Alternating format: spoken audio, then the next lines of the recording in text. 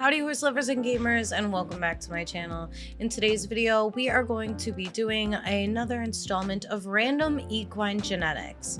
So this time you're going to make it a little bit more realistic and delve into the world of breeding realistic horses in The Sims 4. Before we embark on this journey together, let's talk about the Sims 4 genetic system. Why, you might wonder? Well, it's because it relies primarily on the mother's coat and the father's mane and tail, or vice versa, the father's coat and the mother's mane and tail, and it leaves us craving a lot more realism and variety. What's the remedy, you ask? I've taken the reins and designed our own Mare and Stallion in The Sims 4, drawing inspiration from real-life horses with known color genetics. We use color panels to precisely understand their genetic makeup and replicate them in the game. But here's the catch. We're leaving the foal's colors up to the hands of fate. We will be spinning a wheel to reveal the realistic color of our foal, and then we'll watch the magic unfold as we bring the foal to life in The Sims 4. I'm going to be doing a lot more of these, so stay tuned because in every episode we'll embark on a journey through the realm of equine genetics and bring them to life through exciting gameplay. In our next episode, we will be talking all about paint horse genetics. Don't forget to subscribe if you want to see more. Now I'll be getting into the specific genetics of our mare and our stallion. It's important to understand a little bit about genetics, so I'll try not to be too scientific, and let me tell you, I have taught all of this myself. I am not a professional genetic equine person. I just study this for fun and because I really love Appaloosas and spots, and I love learning more about what influences different coat patterns and such. So I wanted to make this series to kind of teach other people interested in real genetics and applying it in The Sims 4. It's important to know that a variation of a gene is called an allele. One allele comes from the stallion and one comes from the mare. They're carried on chromosomes. Okay, so at this picture, you got a big A, a little a, one comes from the mare, one comes from the stallion. And the combination, I hit my microphone, and the combination of those two alleles is called a genotype. So here is a table with a bunch of different gene names as well as their variant alleles and their functions, so what they impact. I'm not going to go and read all of this to you. Feel free to pause it and kind of familiarize yourself. But we will be going over specific genes that our horses have. So the basic coat colors of horses include black, bay, and chestnut. And these are controlled mainly by two genes. There are two main genes, E, extension, and A, agouti, that decide the horse's color. The big E gene is in charge of making black pigment in the hair. And when it's strong and active, we call it a dominant allele E. So big E. The horse turns out black. If the horse doesn't have this strong big E gene, when it's little ee, which is a weaker version, then it won't have black pigment and the coat will be some shade of red instead. A horse's bay color comes from two pigments, black and red. The black pigment appears in the mane and tail, lower legs, while the rest of the body is colored with red pigment. To be bay, a horse must have at least one big E and at least one big A. Having the dominant big E gene allows horses to produce either red or black pigment. Depending on the A gene, horses with the big E can be black or bay. However, if a horse has the recessive little e gene, all the black pigment in the coat turns red, resulting in a solid red chestnut coat, regardless of the A gene. The reddish-brown color in horses is known as chestnut or sorrel. There are three possible versions of this gene. I only have two listed here. The big E normal and the little e. There is also a EA, but I will not get into that right now. All horses have 2 copies of this gene. If at least one copy is a big E, the horse will be bay or black. But if both copies are little e or little ea, the horse will be chestnut. So if you look at this chart here, I believe this was taken off of Wikipedia. If you look at the chestnut above, I've included different variations. So red dun, palomino, cremello, and gold champagne in order from left to right on the top. When it comes to the big EE, that's our black horses. They gotta have the double AA, the small little AA. Depending on other genes, black horses can become Gruyere, smoky cream, silver dapple, classic champagne, and other colors like that. And then our bay horse. And you can see that instead of a small AA, they have a big AA or a big A, little a. So bay horses, depending on other genes, can become bay dun, buckskin, perlino, silver bay, amber champagne, etc. So I know the horses are kind of weirdly placed on here, but I wanted to group them in a way that you could see and kind of train your eye on the different colors. So the black base horses do show a lot of black skin, and that influences their coat. So let's talk a little bit about our mare's genetics. She is a leopard Appaloosa with halo spots and a blue eye. You can see this blue eye right here. Her genetic pattern is this little code right here. Carrying red just indicates that she also has a red color gene. This means she has the potential to pass on this red gene to her offspring, even if she doesn't express it in her own coat. Bay based, carrying black, indicates that she has a base coat and her color is bay. That is why she will have like darker legs. Her spots are red because she's actually a bay horse. Additionally, again, she carries that black gene, which could be passed to her foal. The W20 just means that she expresses a substantial amount of white on her body. Her spots, if you look at them, are not super close together. They're very spread out. There's a lot of white on her body. This is a picture of her with her dam. So her dam also has that white mutation. That is why there is a large white spot on her mother. This LP means she carries the leopard Appaloosa gene as well as 2 copies of a pattern 1 gene. And we'll talk about that in just a second. When it comes to Appaloosa color, we kind of need to decode the spotting. So the leopard spotting is represented as a big LP or a little LP, and it's a dominant gene.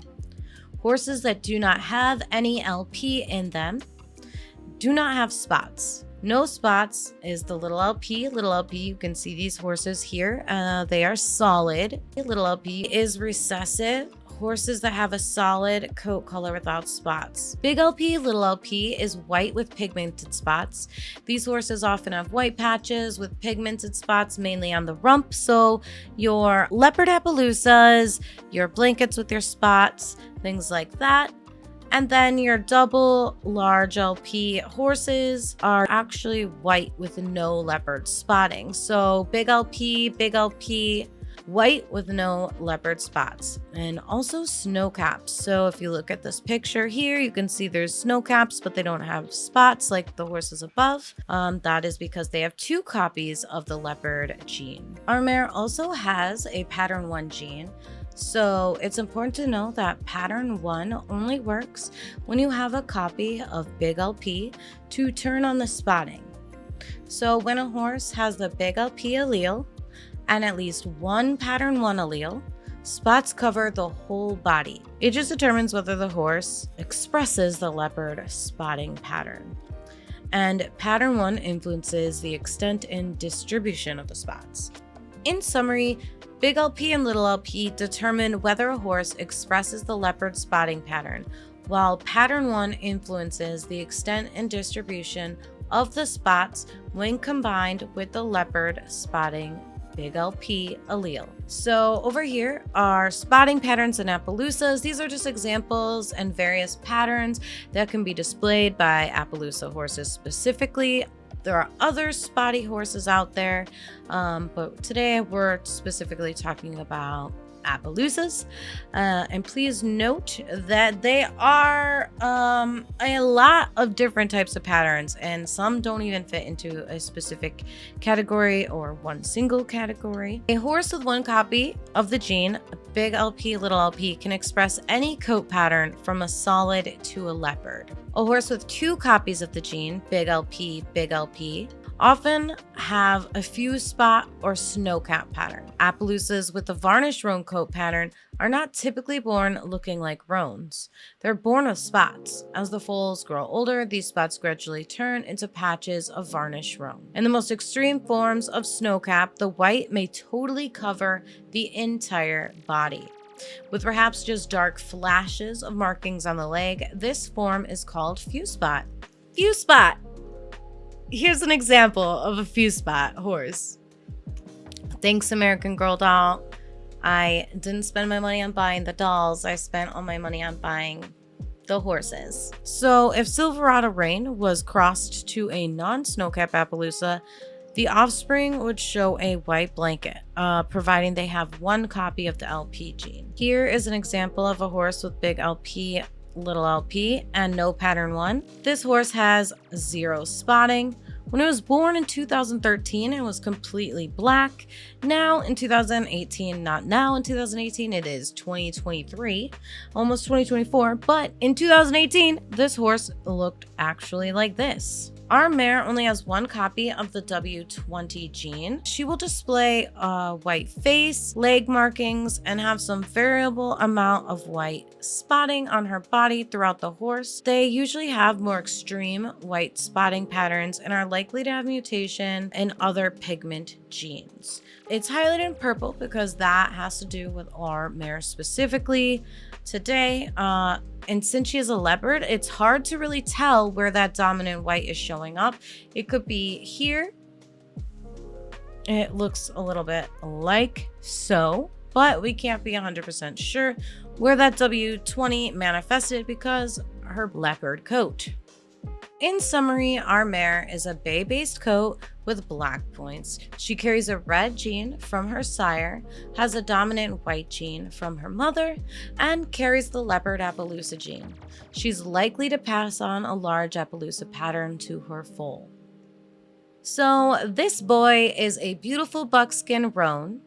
His big E and big A genes make him bay-based like our mare, and the cream gene right here dilutes the red pigment on his body, leaving the black points untouched. I also made sure to include his color panel because I wanted to show you how different genes manifest in different horses. This horse has loud black points. You can even see some of the markings on the leg, which is pretty exciting. So because he has both ND1 and ND2, it means he could have primitive markings on his legs, like leg bars and a dorsal stripe. Now, it doesn't look like he has a dorsal stripe. I couldn't really tell 100%, but I do see the leg bars right here in this picture. And that's exciting because that means this boy can pass on those primitive markings to our foal. He also has a roan gene that we'll talk about in a little bit. We now need to talk about the dun genes. If our horse had a capital D, it would be a dun dilute. Since our horse does not have a capital D gene, what that means is our horse is not dun. What our horse does have is a ND1 gene. So it's a non-dun gene, which means it doesn't influence the coat, but only the primitive markings, the leg bars, the dorsal stripe, things like that. If our horse had two copies of ND2, it would actually be a non-dun. So I put a little chart to kind of show you with pictures as well. If our horse had two copies of the ND2 gene, that just means it's not a dun dilute. It will not have primitive markings, and there will not be a possibility of a dun looking foal. One copy of ND1 and ND2, which is our horse, the horse will not have the dun color. So no gruyas, no any red dun, nothing. Dun skin, nothing. But we may have the primitive markings, which is exciting. So we could get the leg bars to show up in the baby. If our horse had 2 copies of ND1, that means it's not a dun dilute, but it may still have the primitive markings. If our horse had a big D and an ND1 gene, or a big D and an ND2, the horse would be dun dilute, so it would be dun and display primitive markings. If our horse just had 2 copies of the D gene, we would then have a dun dilute and none of the primitive markings. So if you look down here, here's a really good picture of the dun markings on a horse that has, the color and the markings. So here's a good example of horses look very similar. This horse right here is actually a dun skin. So what that means is they have a cream gene, a dun gene, and an ND2. So no primitive markings, but a cream and a dun, and that would make a dun skin. This horse right here actually has 2 copies of the red dun gene, and the lighter one actually tested negative for the cream gene. It does look like it has the cream gene, right? But it's actually a red dun with flaxen mane and tail. We won't get into flaxen and all of that today, but it's important to know that these are both red dun. This one is flaxen, whereas this one is also just red. Our stallion has the cream gene, so CR is the term for cream. It lightens the red pigment, and there's no primitive markings. So you only get primitive markings with the dun gene. Here's an example of how cream dilutes. So a bay horse, you would get like a buckskin with the cream gene if it was a red and black. So a bay horse would be a buckskin. Now, if our horse was a chestnut base, ours is not. But if we added a cream to the chestnut, we have the possibility of a palomino.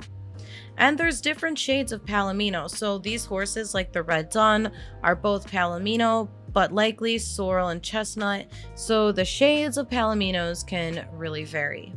Same with buckskins.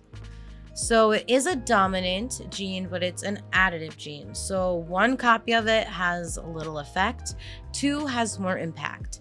So when we look at the cream dilution, when it has 2 copies, a sorrel with 2 copies is a cremello. So this horse very close to a cremello, but not quite. This has the pink skin that a cremello has. A bay horse with 2 cream genes would be a perlino. And then a black horse with 2 cream genes would be a smoky cream. So in our horse, the cream gene is what is responsible for changing our stallion's coat from bay to buckskin. It's important to note that cream is incapable of diluting black pigment. If our stallion was black, the cream gene would have no impact whatsoever. So the cream dilution will lighten the red pigment, which is why our bay stallion is a buckskin. Our stallion also carries 1 copy of the roan gene. So I probably should have mentioned this earlier, but the N stands for normal. And so in this case, the roan is represented by RN. Roan is a coat pattern characterized by interspread white hairs on the body. So look at these pictures. You can see the roan displayed and how it ages. So this horse is born roan. It is a bay roan, but as you can see, when it was a little colt, almost solid looking. You can see little bits of white, but it's really hard to tell. By 2, the roan is in full bloom. And 5 months old, the horse, it's winter and it looks dark again. 7-month-old, same. And by 10-month-old and summer, the coat looks like that. So it's interesting to see how seasons and age affect roan. But NN is no roan pattern. The horse will not have pattern. of roan, no representation at all. Our horse has one copy of the roan gene, so that just means that we have a classic roan pattern, and there's a possibility that our foal might have roan. Two copies of the roan gene is your classic roan, and they will transmit this roan to their offspring. So roan is a pattern characterized by interspread white hairs all over the body. A heterozygous roan horse, which is what our boy is, can produce both roan and non-roan offspring. So he has a chance of producing a roan foal or maybe a non-roan foal. That's almost a tongue twister. Roan is considered a modification to the base coat. So there's different variations, strawberry roan, bay roan, blue roan. The genetic mechanism that causes roan is still not fully understood, but it's generally considered to be a polygenic trait influenced by multiple genes rather than a simply dominant or a recessive gene. So what are corn marks? You might see this on a lot of roan horses. Basically, anytime their skin gets damaged, if they get a cut, a bite, a scrape, an infection, the hair on that spot will lose the roaning color.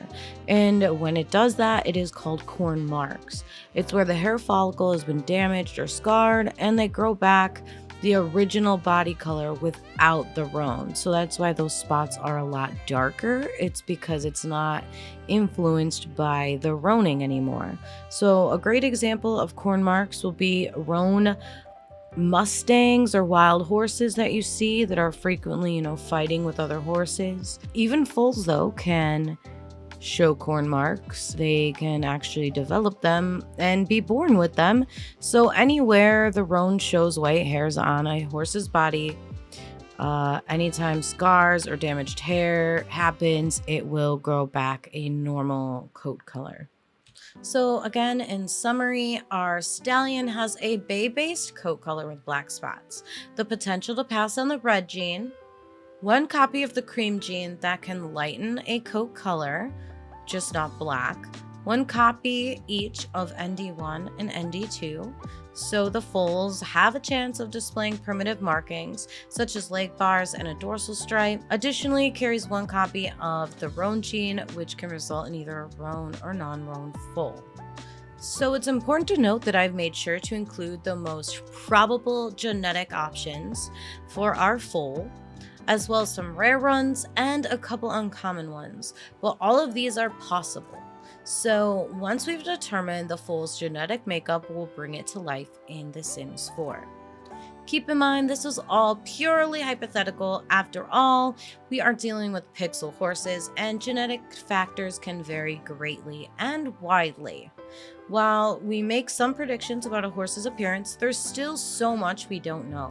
And in the end, it's all about having fun and learning about horse genetics and creating a lifelike foal in The Sims 4. What I've gone ahead and done is enter the genetics of our sire and our dam. Since I had both the color panels, I knew what these horses' genetic traits were, and I submitted them with the full coat color calculator. What that did is give me a ton of results. There are over 29 pages, and if you look here, you can sort them by the percentage, by your black gene, your red gene, if the roan gene shows up, by cream gene, whether the horse displays it or not, dun, the ND1 and ND2, the leopard, as well as the pattern 1. So these are all the potential of full possibilities that we could have, and the picture to the right changes as well as the information. What this site is really good for giving us some options on potential foals we could have. They don't have a wide variety of pictures on this site, so it's cool to get an idea. So again, here are all the options. There are a ton more, but these are actually all possibilities. It just gives us a good idea on what we can expect. But now it's time to spin the wheel and unravel the potential coat colors and genetics of our foal. So I went ahead and made a wheel and put all the genetic possibilities over here. I represented the more common ones with a 3, one that is more uncommon with a 2, and then super rare ones with a 1 representation as far as weight on the wheel. So you'll see some areas are easier to land on than others, but we're gonna spin it and see what we get. So it's pretty exciting. Ooh, what do we got? So let's decode a little more about what we've gotten with our foal. Our foal is expected to have a solid black base coat that might show a roan modification. Although she has the cream gene, it does not modify that black pigment. And the presence of the ND1 and ND2 gene hints at the potential for primitive markings. The LP, even though we only have 1 copy, suggests the possibility of Appaloosa patterns, and the appearance of spots is influenced by that copy of pattern 1. If we didn't have that pattern 1 gene, our horse would be solid. So the final coat appearance may vary due to different genetic factors, but if you look down here, I wanted to show you some cool pictures. So this is a horse that's an Appaloosa horse that has a leopard pattern, but you can actually see the dorsal stripe represented. So this horse has ND1 and done in their genetic makeup, and you can see it reflected as this black stripe down the foal's back. So it's pretty cool to see. This is actually right here the horse that we got. We also need to talk about color shifting. So sometimes the Appaloosa genes might change the whole appearance of the base coat, making it appear lighter and more saturated. A good example of this is our Blessed Kipper, a genetically smoky black horse, which has been bronzed so much that he actually looks like a chestnut palomino. And then another horse over here, Ava Minta Design, is actually a Gruya tested black dun, which has been bronzed so much that she looks like a chestnut palomino as well, but they are actually genetically black or black dun. So this horse is smoky black genetically. This horse is a Gruya black dun. And you can see that because of the color shift and bronzing gene, which are not identifiable yet, so we don't exactly know a lot about them, but we do know that it changes the coat dramatically as the horse age, and it reduces the amount of pigment that's produced. So a black Appy could look a bit like a rusty gray, similar to a champagne. So this horse right here, this is an example of black legs with bronzing, and so genetically black Appaloosa legs are represented right here, true chestnut legs right here, bay legs right here. You can see the true black with the bay, the red body. So it's interesting to compare all these colors because this horse genetically is tested black but does not look black at all whatsoever. So our foal also will probably color shift as they grow older, but when born, probably won't display it as much. If our foal has any color shifting, it's not from the cream gene, but it is actually from that leopard gene. So our foal could be more of a bronzing bay or shifted black color. Although the exact cause is not known, some horses with the leopard complex, the big LP mutation, have black pigment that has been diluted. This is sometimes known as bronzing. Not all Appaloosas show this, but it's common enough that base colors on Appaloosas can be really difficult to identify without a test. Yeah, that's why it's really fun to see these color panels on these Appaloosas. All right, so now we're gonna go make our foal in The Sims 4. Now it is up to me in the end what kind of pattern and foal I'd like to create, but we have a really good base guideline.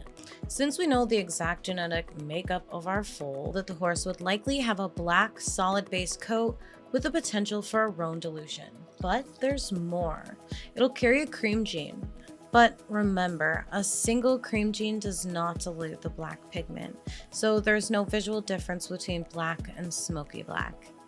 The shade of our foal is influenced by the ND1 gene.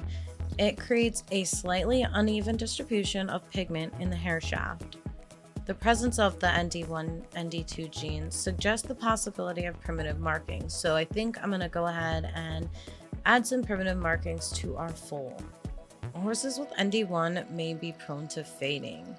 And as they do, the primitive markings become more visible when the coat fades. Now it's worth mentioning again that to have a Gruyere coat, we would need the dun gene, or that capital D, and we do not have that. So our horse is not dun, it is not Gruyere dun at all. And having the cream gene alone, even though it can dilute other colored coats, it doesn't dilute black. So there is no dun gene present. If there's no dun gene present, our horse cannot be Gruyere. LP by itself can show white on the rump through a spotted blanket, so LP kind of does whatever it wants to do. And that's what makes Appaloosas a lot of fun.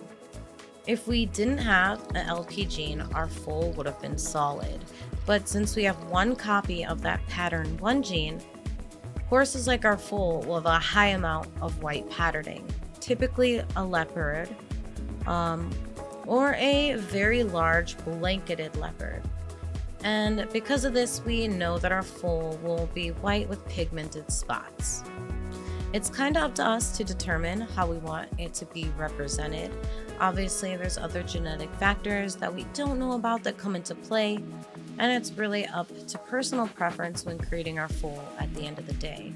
But since we did all this background on their genetics and we have color panels of the father and the mother, as well as the foal, we can really create some fun and interesting coat patterns. I wanted to include the roan gene, so I will add a little bit of roaning to our foal, which I think will influence the coat. As you saw, sometimes roan horses are born solid. So here's our final results of our foal.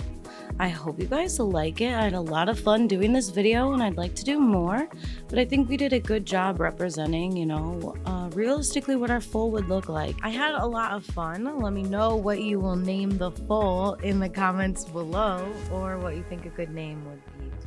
If you liked today's video, don't forget to subscribe and hit that notification bell so you never miss a hoofbeat. In our next episode, we'll be leaping into the intriguing world of random paint horse genetics, so stay tuned.